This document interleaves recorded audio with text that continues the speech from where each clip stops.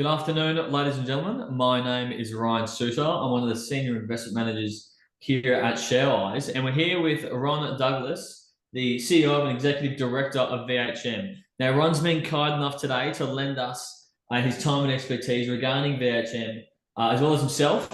So thank you very much for your time, Ron. Now, Ron, we'll just kick things up. So, for current investors or for new investors not particularly familiar with yourself, can you just tell us a little bit about your background and and your experience and what's led you to lead and become the CEO and executive director of VHM? Thanks, Ryan. Nice to be here, and thanks to everyone who's listening. Well, I'm getting a bit grey in so I've been around for a lot of years, but no, I'm a mining veteran. I've been in the mining industry for a long time. And that is from base metals and copper, where I started as a young engineer. I moved into the majors. So I worked for Rio Tinto in development roles and finally in the UK with them. Then came back to Australia. I had a young daughter, and my wife wanted my daughter to grow up in the great nation of Australia. So I came back and I joined Newcrest Mining and ran their development processes. So I reported to the MD, went to Orica for a period of time. That's the explosives manufacturer. Ran technology, health and safety, risk, etc. And then back to engineering and the design of small process plants and things like that. I was asked to join the board of VHM, and the chair, based on work that I've done previously, asked me to step into the role of CEO. And I was enticed to VHM by the fact it is a forward-looking commodity. And I say the things we are using right now for these conferences, the phones, everything relies on rare earths. It's the minerals of the future. And I thought, here it is in a great location that we're surrounded by other opportunities. And so Victoria has this great opportunity, and I thought, I want to go on that journey for my daughter and my daughter's children. So here I am. Oh, we really appreciate the intro, Ron. Now that there's a couple of more participants in the room, I will just say that I'm going to kick this interview off with a couple of questions of my own. And then, ladies and gentlemen, if you'd like to submit questions for me to ask to Ron, please do so using the Q&A function below in Zoom, and I'll ask those once I've finished off. Now, thank you for the introduction on your behalf. Can you just give us a brief introduction as well into VHM, what they're doing, what their current projects are, and realistically how the project's tracking? Okay. Thanks, Ryan. VHM is a rare earth and mineral sands developer. We have been an explorer for a period of time, however, looking to develop the assets that have been discovered. As I said, rare earths, the critical minerals that are driving the future, or electronics, etc. And so we listed via an IPO in January 12 months ago. And so we've been public just on 18 months. And that was to get sufficient capital behind us to actually look at the development process. We have a key project we call the Goschen Project. And in fact, we took the Goschen Project to environmental effects approval, which is the primary permit in Victoria, to enable you to develop and move into the mining phase. So we have, and that's been running for a period of time. We're in discussion with the government for 2 years before they gave us permission to go to a public exhibition, and the public exhibition then led to a panel which concluded at the end of April, essentially. So that's sort of where we're moving forward, but we've got a reserve of 200 million tonnes of rare earths, so it's a considerable reserve. Obviously the property is a large property. We keep on finding mineralization, so huge upside. We have a completed feasibility that demonstrated that the process is a simple extraction process, and I explained that in that unlike other rare earths, which require mining, development, and processing, ours was done by nature. So, millennia ago, when there was an inland sea, it was washing up and back against the Boga granites, and it's created all these strand line, which are essentially the high grade sections of mineralization that form the rare earths and the mineral sands. And our mining is to simply dig up sand, separate it by gravity, and then float off the rare earth concentrate. You can't get much simpler than that. So we've got dual revenue streams in the mineral sands and the rare earths. So it's a compelling story. Now, so you've mentioned the fact that you've got dual revenue streams, and you mentioned the property that you have. Now, are the two projects located in the same region on the same property, or what are the key core projects at hand that VHM deals with on a day-to-day basis? Goschen, and we've called it Goschen. It's we're using 100 million tons of that 200 million tons of reserve. We picked the issue is that you can't keep on looking. You actually have to, instead of looking for the Goldilocks spot, you just go, we've got great asset here. Let's go and permit this, and let's get this asset permitted, and then we can develop further from there. So the Goschen project is the one that we're currently developing. Okay, so on top of the Goschen project, realistically, what are the key milestones for this project? Where is it tracking, and realistically, when are you going to start digging stuff out of the ground? Okay, the environmental effects panel that I spoke to in the intro was completed at the end of April. Then the panel members were given 40 working days to make a recommendation to the minister, and that occurred at the end of June. And so right now there's a recommendation with the minister, and she is now looking at those recommendations to give us our primary approval. Now, due to the amount of work that was completed, the leading up to this, and the quality of the work, and the way the panel, we know that we've put forward a really good case that, and we're looking for the minister's support to keep going. So we are moving forward in looking at EPCM contractors to do the process plant. We've formed an agreement with a mining contractor who is working just over the border in New South Wales, doing an almost identical mining operation. Okay. And we have taken these information back into the Goschen so that we can look to come up with essentially a plan to get this developed to be in production by the fourth quarter of 2025. So we're talking essentially 18 months from now with production out the door. Okay. All right. Well, appreciate that clarification. Now, continuing on from this, when it comes to surrounding infrastructure at the site, is there pre-existing infrastructure? Is it near current mainstream roads to be able to get the actual minerals offshore once they've been extracted? Or what's the process regarding the surrounding infrastructure needed to actually start mining in Q4 2025?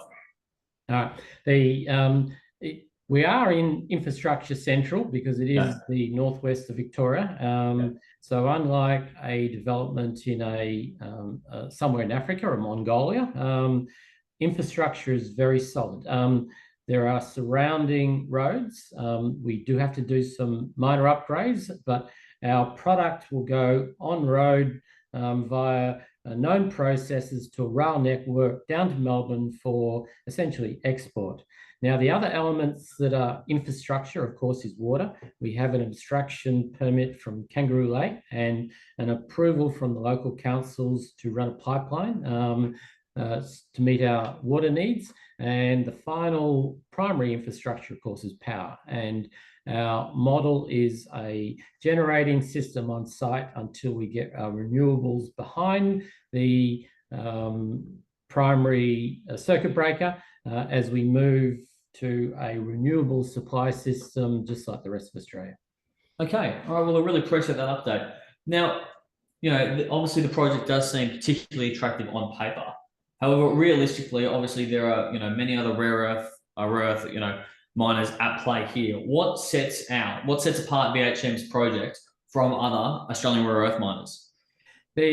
Probably the key point is the fact that we have both, and I'll use the term, the light rare earths, which is the NdPr, which is common in most rare earth deposits. However, we also have a large quantity of what is called the heavies, which is dysprosium and terbium, and the DyTb.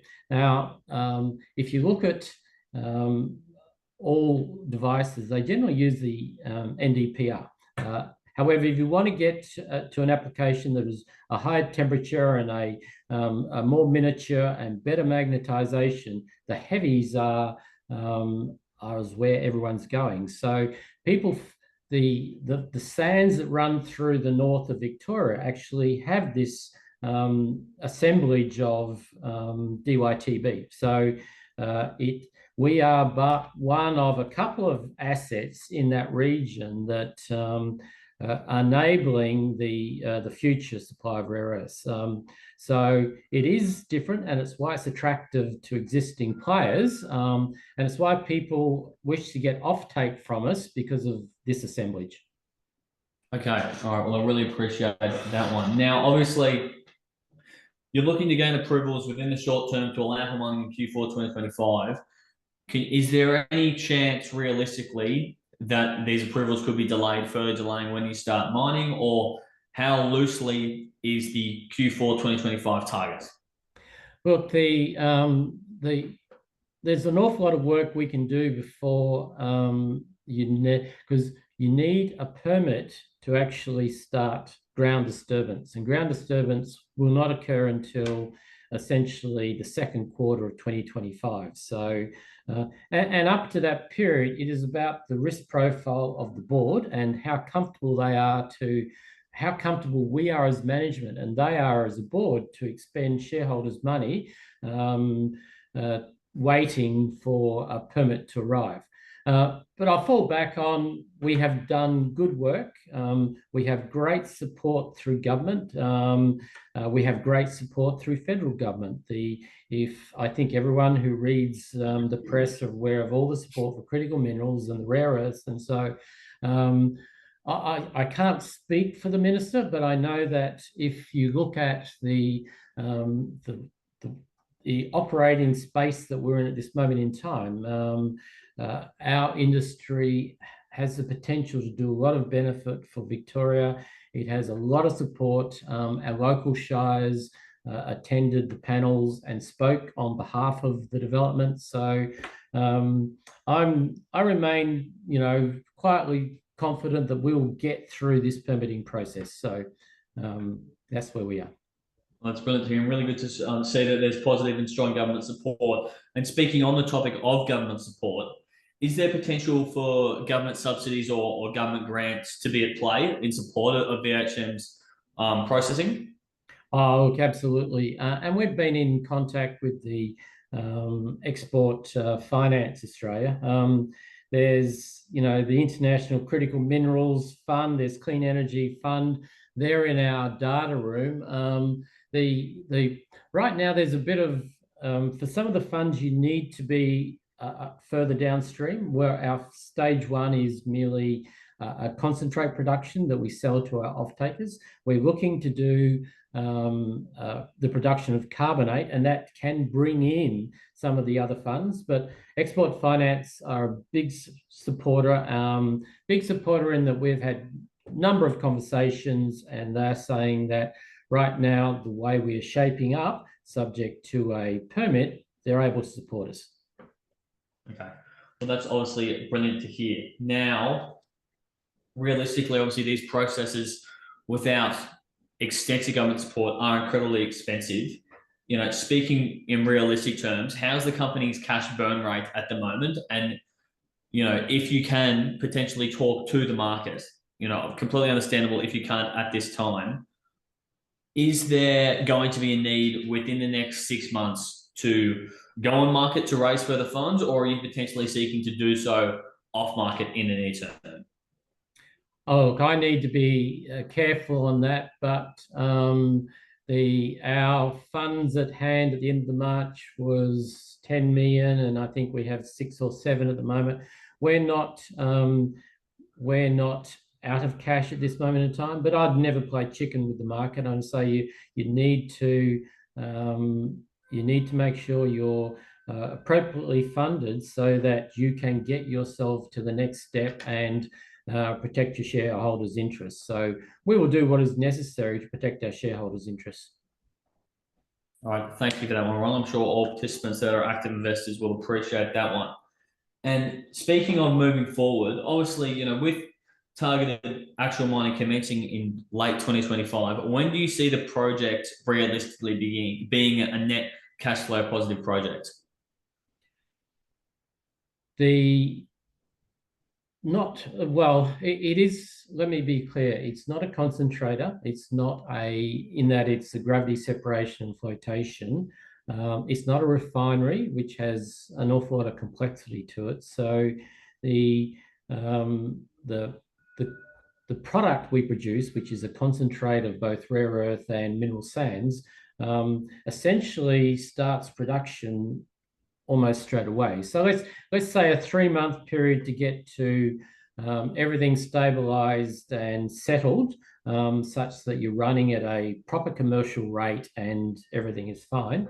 And then our payment terms for our product is actually ex works at the ship. So once the ship's loaded, we get paid. So otherwise, you've got this long journey to your off-taker where cash flow will kill you. So in fact, we have good terms that we've agreed with our off-takers, and that will ensure the cash flow will start essentially 3 months after we've started production.